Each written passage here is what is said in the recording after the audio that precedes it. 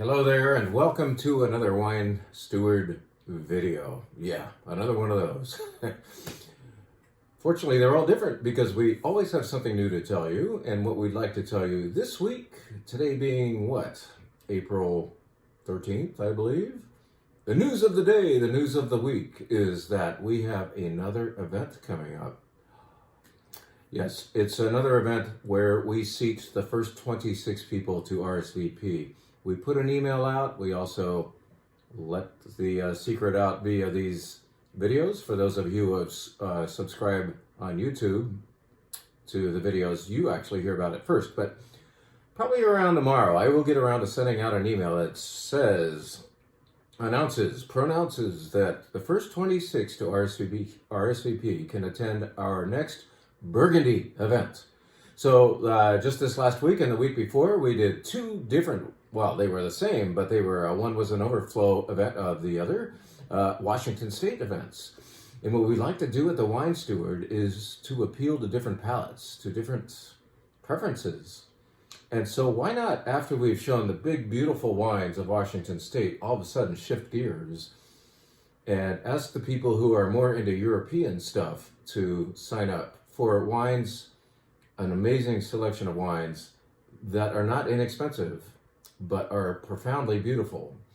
In other words, we expect everybody that night, behind their fat glasses, their Burgundy glasses, to be inquiring, sniffing and sniffing and sniffing like crazy on this very sniffy-licious night. The Burgundy event is actually going to be consisting entirely of the imports of one particular gentleman, Jeff Welburn. Jeff Welburn is an importer, just like Kermit Lynch, just like Charles Neal, and many others that we deal with, who in particular is showing us beautiful value from Burgundy in the form of maybe four, maybe five different houses from there. And we have made a commitment to Jeff, having tasted a lot of the Burgundies on like a pre-arrival basis. We got to try these and we said, we want these, we want these, we want these. And so often he had to say, well, I know what you want, but you can only have this much. So what was happening this year is with the incoming 2021s, there is so much less to be had. And the prices, unfortunately, are a little higher, sometimes quite a bit higher. But with Jeff, he's trying to keep the prices down. What happened? What's knocking the prices up? What's keeping the supplies lower? The doggone frost that they had in 2021.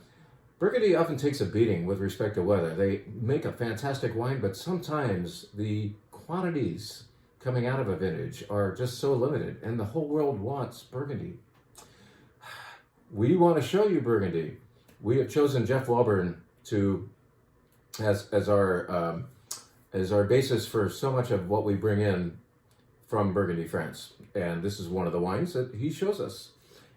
He shows us, but you never get to see him. And maybe that's a good thing.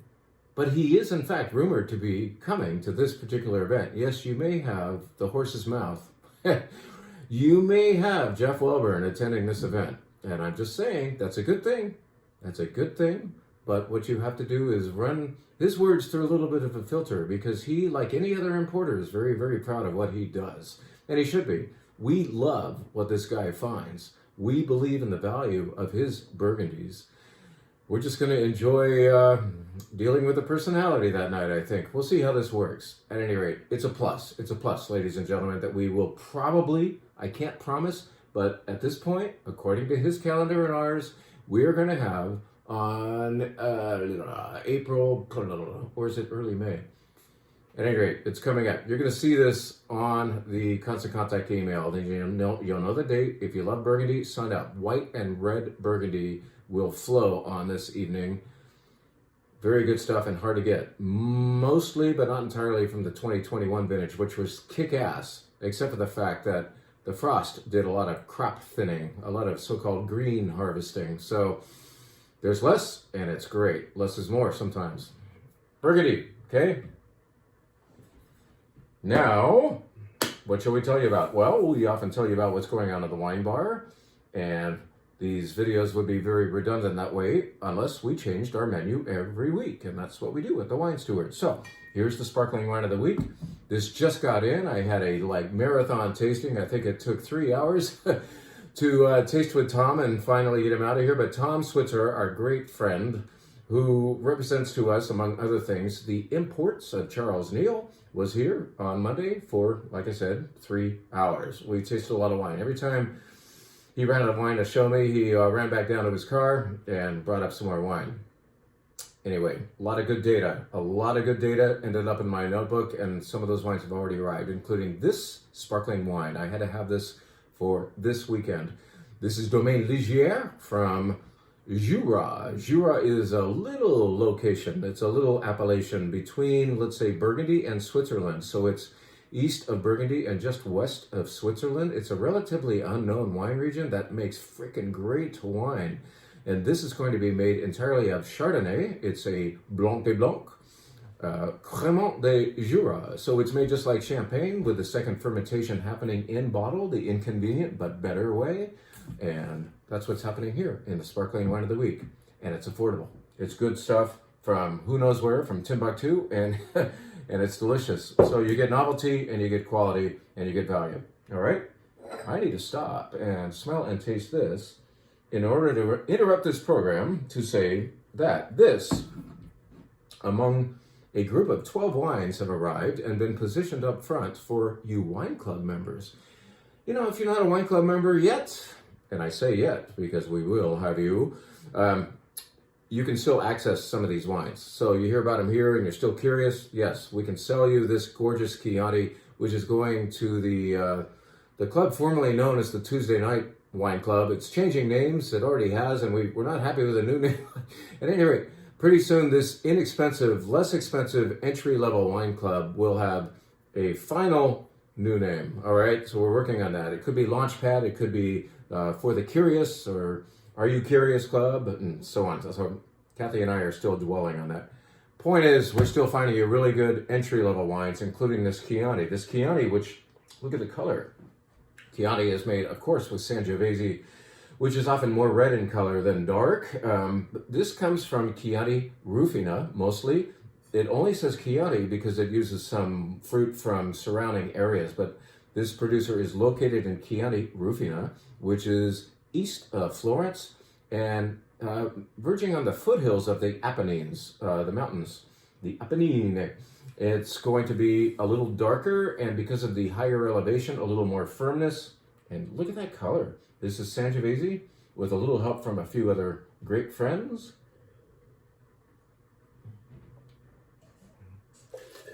And for Sangiovese, or for Chianti, it represents terrific value. I can tell you, we've sold other ones that were far lighter and leaner and more delicate, and we said nice things about them.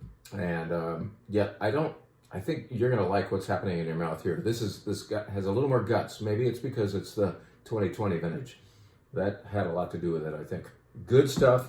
This is just simply this is emblematic of our announcement of our Wine Club wines for April being available to you Wine Club members. Come and get them. You can come and get them. I'll get those notes written. I should be sitting over there writing those notes right now, but maybe I'll do that tomorrow. Put it off. All right. I've told you about the Sparkling Wine of the Week. I know we're jumping around. Now let's tell you about the White Flight. And oh my gosh, I should clear my glass and have some of this because it is damn good. Not damn good in a big, huge, fruity and floral way. It's damn good in a more austere and nerdy way. This is made of a grape called Gros Plant. Gros Plant is written down there on the bottom. Gros Plant du Pays Nantais, meaning it comes from the countryside around Nantes on the west coast on the Atlantic coast. Right at the end, basically, of the Loire Valley appellation, where Sancerre and Puy-Fumé are happening 300 miles east of here. And then down the river, you're heading into Touraine, and then places like Vouvray and Chenin Blanc country, essentially. And then when you're in the far west part of the Loire Valley, you're seeing bottles that are often shaped like this, and they often say the word or the place name Muscadet on them. This is, in fact, a producer of Muscadet, but this is not Muscadet. Why? Because Muscadet, that regional name, has to be occupied, that bottle has to be occupied by a grape called Melon de Bourgogne. We told you this before, and I'm sure you remember. No, you don't. But this is made of a different grape called Gros Plant. You may know it better as Fol Blanche. No, you don't. You've probably never heard of Fol Blanche either. But anyway, it's yet another grape that has several names. Call it Gros Blanc, Fol Blanche, or just say, Jim, can you shut up? I'm trying to smell and drink this stuff. So I will emulate your practice there. I am going to actually make a little rosé here. That works.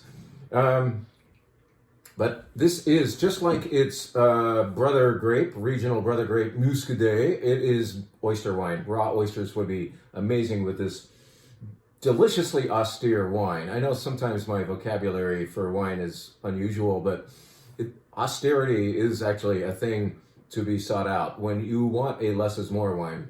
A wine that is more nervy and pert and refreshing and lets foods that are also delicate in flavor, raw oysters, have their say as well with a wine.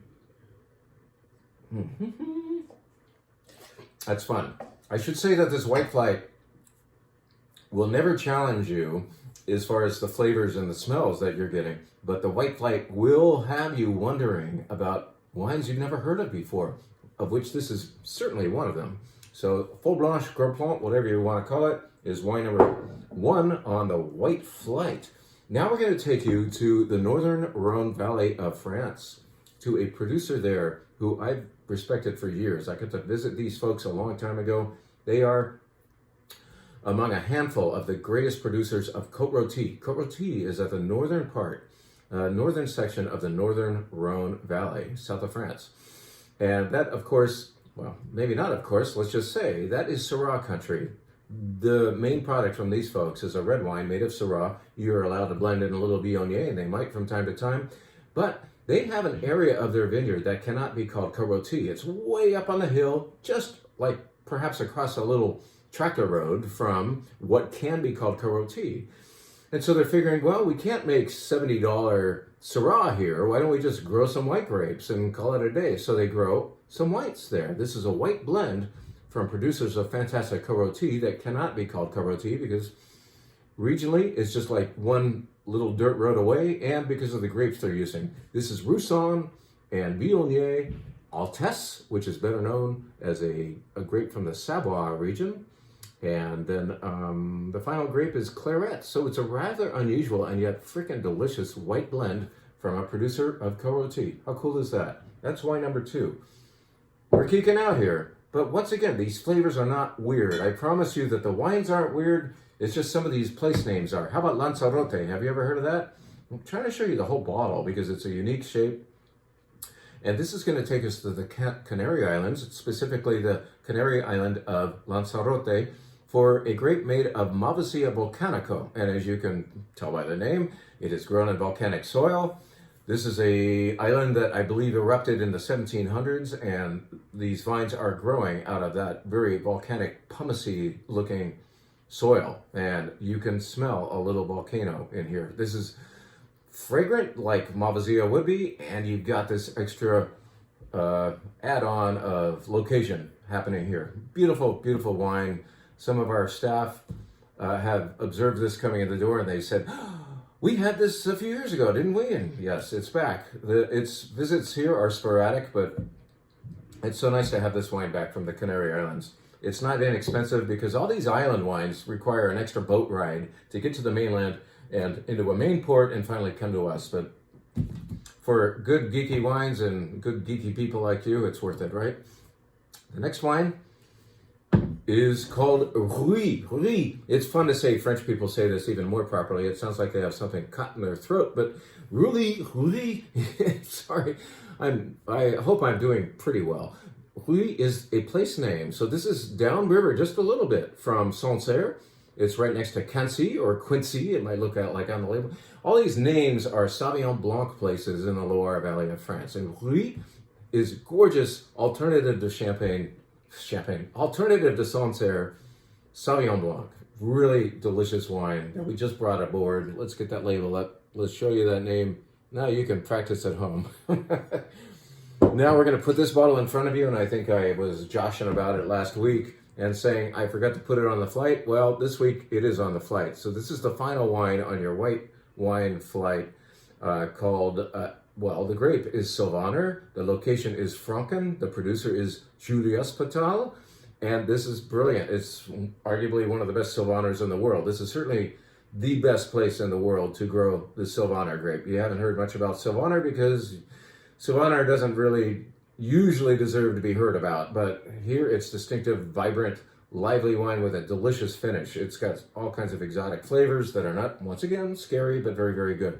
This is the box boil. It's meant to resemble the part of the male parts of a goat, but we told you that last week. So if you want to know more, go to that video. That is the final wine in the white flight. Voila. We always serve a couple of wines exclusively by the glass. In other words, they're not part of flights, but we want you to experience wines by the glass sometimes. So here is a rosé of the week. This is by San Roque, and in fact, it is imported by that gentleman who is going to be showing his wines at that Burgundy event. This is brought in by Jeff Welburn, who brings in a lot of fantastic rosés, especially from Provence, but elsewhere too, Corsica and so on. This is lovely half and half Grenache and Cinsault happening here in San Roque Les Vignes 2022 vintage, so it's brand new. It's just off the boat, refreshing and great. It's like if it ever really warms up out there and you'll want to go out and sit on the patio, this wants to go with you. Okay, great, great rosé. Another wine that we will offer you only by the glass. We're giving this to our Red Collector Club this month. This is a Washington State Cabernet Franc from Andrew Will. We showed it a few nights ago at our Washington State event. I really love the Bordeaux-ness of this wine. It has structure like a French Bordeaux and some fruit a la, let's say, New World or California. But that's where Washington State kind of does some of both. Structure a la Bordeaux and fruit a la California. Andrew Will also is known for making, let's say, a more conservative style wine.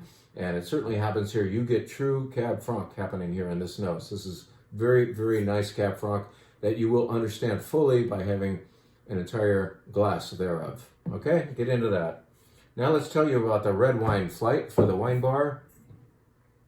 And start you off with Blackboard Merlot. Now, what is the theme for this week's flight? Sometimes the theme is regional, like we're going to show you all Spanish or all Loire Valley. This time, it's all wine club. So all five of these wines are destined for the wine club this month, April Wine Club. This is going to go into the Pacific Coast Wine Club, formerly known as the California Wine Club. Yes, it's from Washington. Washington is fantastic with the Merlot grape. In fact, I think it is one of the world's best feet forward for that grape. This, which is barely more than $20 and dips below $20 with your wine club discount, is quintessential Merlot, quintessential Washington State. It is dry and effective. It is intelligent and it is gratifying. So it does everything in one inexpensive bottle of Merlot. Very good stuff. Blackboard is wine number one on the flight. Now we're going to jump over to Europe and show you something I never knew existed until recently. This is a Shiraz from Lazio, Italy. Lazio is the province or the state that surrounds Rome, Rome being the capital city of Italy. Lazio, its region, isn't as well known for wine. Yes, they make wine, but they don't always make fantastic wine. But this producer in general, in particular, Casale del Giglio, is changing the game there. And this Shiraz, one of the things they're doing is they're taking grapes that are grown elsewhere and seeing, well, how do these do in Lazio? Let's try this, let's try this. And so they're bringing Syrah. I don't know why the hell they call it Shiraz. That's what they call it in South Africa and Australia. Why did they choose that name for Syrah? I wish it just said Syrah, the more European sounding name, right? Oh well. Point is, the wine is good. It's quite good. It's very convincing argument that they should continue to exploit the Syrah grape in Lazio. So that's going to the Wine Adventurer Wine Club, okay? I think we renamed that too. I think maybe that's called Wanderlust. I don't know. Deal with it. We'll figure this out and tell you for sure. Another wine going to that exact same club is from Provence. What you normally expect to see from Provence, at least sitting in bins at the Wine Steward, is this color, pink. Most people associate Provence with dry rosé. Well, we want to show you that there are red wines from there that are quite good. Very good red wines, kind of like this one, even though this is not from there, but I am ready for a sip of wine. I've been talking too long and not trying enough good stuff. So back to that Chianti. How about that?